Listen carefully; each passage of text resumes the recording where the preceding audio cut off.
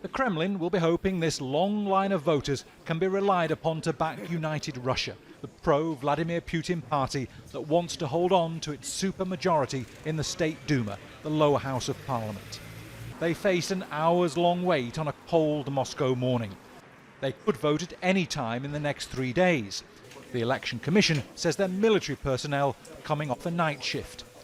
A Russian independent election monitoring group, ballot, pointed out the lack of people in uniform.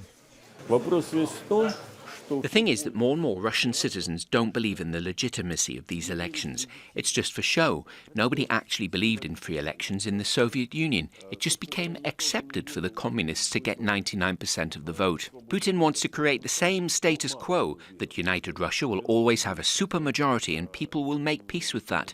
The only intrigue now is whether it's only the Kremlin that can influence voters or if smart voting can too. The idea of smart or tactical voting came from allies of jailed opposition activist Alexei Navalny. They've drawn up a list of candidates most likely to defeat United Russia and so at least deprive the party of its supermajority.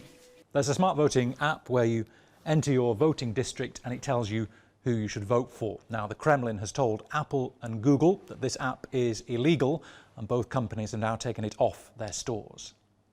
United Russia had just 27% support in pre-election polls. There's widespread public dissatisfaction with corruption and poor living standards. But the Russian president still enjoys around 60% approval. Vladimir Putin is isolating after coming into contact with someone who tested positive for COVID-19. He voted online.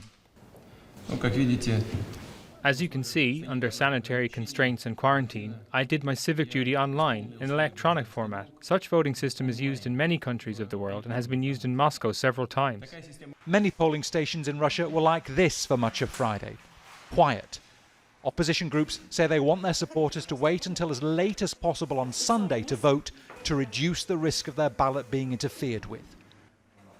Bernard Smith, Al Jazeera, Moscow.